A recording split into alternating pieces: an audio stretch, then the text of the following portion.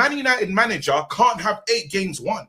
He can't. That's not an end goal, though. But that has to be the bottom line. No. But follow what Scott is saying for a second. Gary Neville couldn't go to Valencia. Valencia sat Gary Neville and said, this is not fitting of this club. There has to be, we're so used to losing, we've got this acceptance. We are now saying, we play against Nottingham Forest. Win would have been good today, guys. We've normalized losing so much that we're getting in games. Now, Grimsby, remember, it was almost kind of funny. Imagine if Grimsby win, then we don't get a victory against Grimsby. And then we're like, well, listen, there's things that could happen. There's nothing that should happen. We should be winning these games. We're playing against Fulham, it's do or die. Any game that we play, we can say Brentford. No one on this panel believes is guaranteed going to show up and win that game. That is a problem. The standards have gone to the floor that we're now, when we do predictions about where Man United should be finishing, we're saying dumb shit like, maybe conference in Europa. That's a good season. Do you know what's happened to the Man United fan base to be talking like that? We've gone so far backwards because this manager's told us, this criminal said, I don't think we should play in Europe. And we allowed him to say that. Man United, not in Europe. Facts. Man United, not but look at what Scott is saying. But listen, but look at what Scott is saying. You still have 11 players on the pitch. And it was like I was saying, after we concede that first goal, just watch them. They're never going to win. Pass the ball out 3 times. They're never going to win. Playing out of position.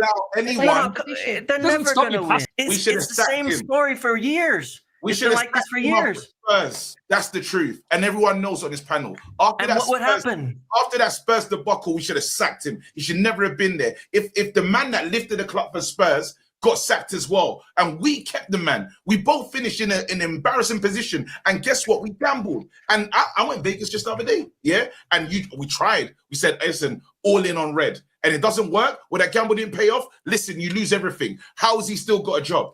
That don't make no damn sense. And then after we all said, everyone in this panel said, this is the line that we said. We said, what's the thing about it? Next season can't start like how last season ended. Well, guess what? We're just the same. Let's not do this. We've seen this many, many times. There is a thing called Casual Shaw. Casual Shaw has been there for years, and I hate his performances, and we always see it. How many times have you seen Shaw just fall over into the goal? We see him look like he's kind of trying. You don't know what to do. Anyone ever worked in retail before where you look like you're kind of working, you start to kind of fold clothes? Bro, you're not doing anything. You're just being there so the manager is saying that to you. It looks like you're working hard. You're still making mistakes. That guy doesn't. He had the cheek in pre-season to say the criminals are gone, all the bad guys are gone. When you've been a criminal, all your time here has been a disgrace. But it's not only you, because we can get to Shaw. Bruno, he was involved. I saw the clip of the first goal. Bruno was not tracking at anyone.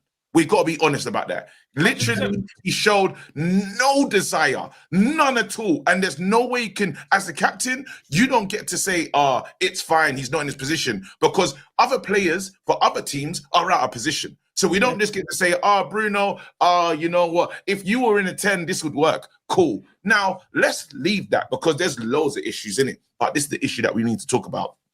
My manager, he showed us before. Do you know the worst thing that could happen to Man United? You see that comeback when Maguire drops the shoulder and he becomes an attacking player? That's the worst thing that could have happened to Amrin, because all Amrin believes, as soon as we need a goal, guess who's coming on?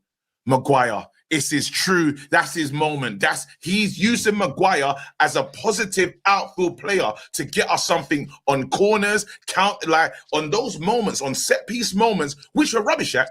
We ain't even scoring set pieces. I don't even know why he believes that we're going to have this amazing moment, this 1 in 20 time that we're going to do something with a set piece. It is stupid. It is foolish. But let's carry on as well, because he said he wants a new striker, and we don't play to him. Imagine getting the thing that you wanted. You don't like your front three, so we get someone that you can play to, 6'5", and we don't cross him. We don't service him. That is a disgrace. I saw Newcastle, Walter Maid, they just said, put it high and up there for him and see what happens. So they have I'm not even talking about super system. I'm talking about try and find him at all costs. You have a session where you say, hello, everybody. We have a Benjamin Sesko. Let's find him. let's get him to score as soon as possible, because it's like for other players, we had the other guy, Rasmus, who lost his confidence and didn't believe in himself anymore, even though he was good the first time he started. We're going to kill another striker's confidence. Why? We're taking long. Mason Mount looks better. Or thingy. Where's the longevity in Mason Mount? He gets injured all the time. Where's the longevity in Cunha? You put him for the 10. All these decisions are absolutely foolish. Then he's got a cheek to put Kobe Mainu on a personal development plan where he says, I need you to be this, and this, and this. What about everyone else? What about everyone else? You got a plan just for him. And I can see stinkers all over the pitch.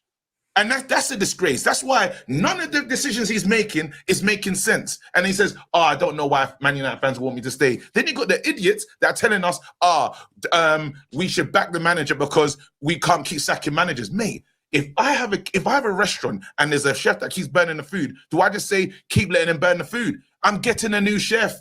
We continue to get a new guy until the guy pulls up. I don't know why everyone's got this feeling of, we can't keep sacking managers. Sack them until a good one comes. And on top of that, KG, as well, every single time you bring it up to the chef, he threatens to quit and then comes back the next day. Goes, I got emotional. When that guy quits in Seinfeld, he's like, Jerry Seinfeld.